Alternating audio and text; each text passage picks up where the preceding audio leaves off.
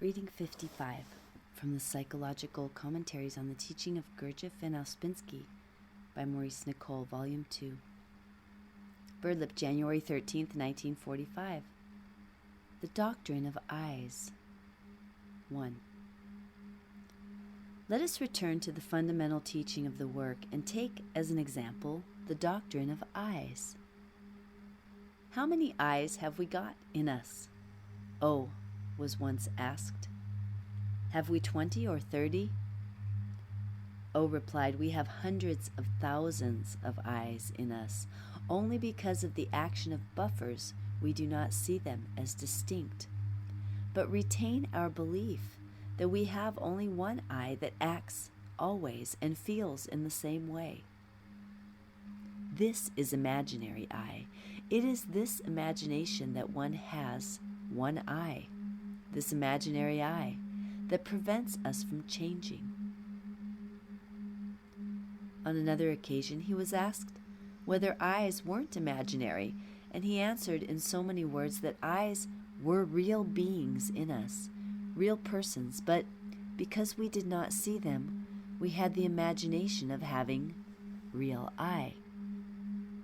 Quote, the eyes are real, he said, but the imaginary eye is imaginary. Each eye is a small living person in oneself. End quote. Just as people are divided into number 1, number 2, and number 3 man, so these eyes in a person are similarly divided. Each eye has a thinking part, an emotional part, and a moving part, but its center of gravity may be more in the sphere of the thoughts, or of the emotions, or of the actions. Each eye is a distinct being that takes charge of us and speaks through our telephone, calling itself I. Some of the eyes are very harmful to us. Some are indifferent and some are useful. A question was asked recently as to whether all our thoughts came from different eyes. The answer was yes, but not only that. All your moods, all your feelings, your actions, your words come from different eyes in yourself. As we are, we have no individuality, no real I, no big I that controls all the other eyes and arranges them in the right order. At first, it is more easy to observe eyes acting on your thoughts, giving you certain kinds of thoughts. You observe that you are thinking in a certain way about someone. This is an I that is thinking that you are taking as yourself. Or say that you are thinking about your life. This is again an I, and you are taking it as yourself. When you do not see this trick that is constantly being played on you, you take all these thoughts as you. You think, I am thinking this. Or you say, this is how I think. You do not see that something is thinking for you, and that you are not thinking at all. You hear the thoughts of these eyes as if it were you who were thinking them. In fact, you think that you think. Now, better eyes can see worse eyes, but worse eyes cannot see better eyes. What is higher can see what is lower, but what is lower cannot see what is higher. When you begin real observation of your thoughts, you can begin to see certain kinds of thoughts that you do not wish to accept, say about other people or about yourself. Now, if you think that these thoughts are you, or if you say, I think this, then you make one of the greatest mistakes you can make in this work.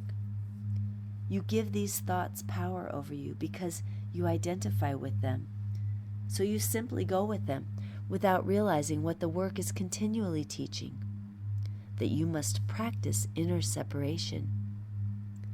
If you take everything that happens in the sphere of your thoughts as I, then you cannot practice inner separation. Why? Because you take everything going on in your thoughts as yourself.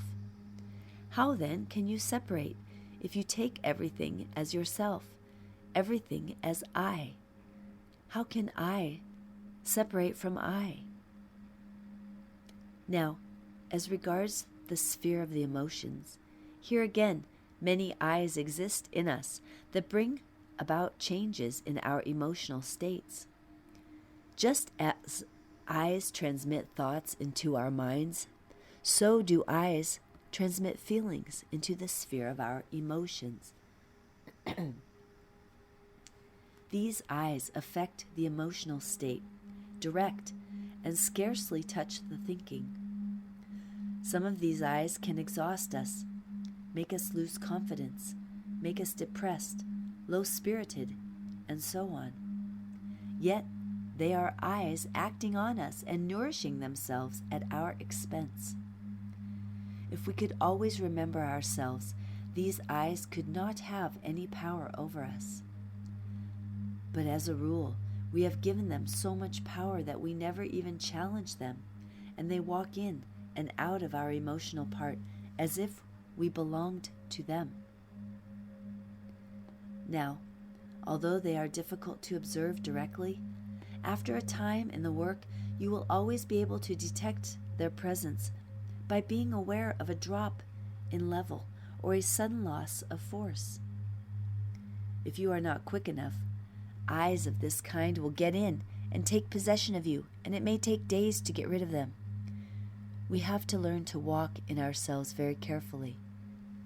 It is no use arguing with unpleasant I's. That is why the practice of inner separation is so much emphasized in the work.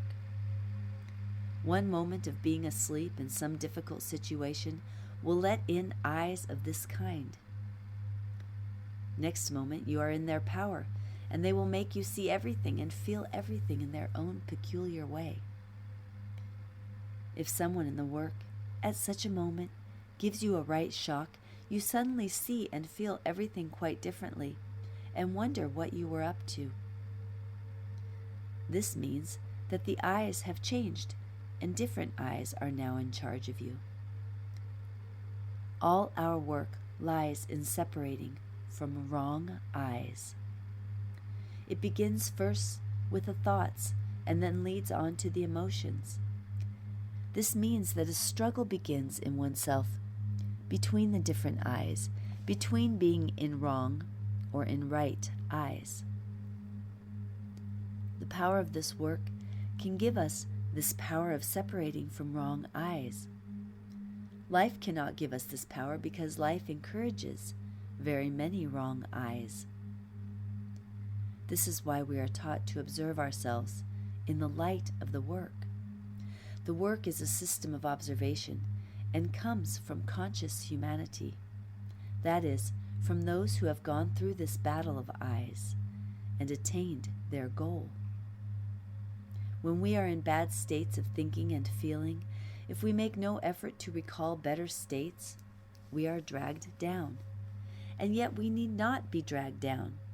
What drags us down is our choice. We have the power of choice internally, say of thinking in one way or thinking in another way.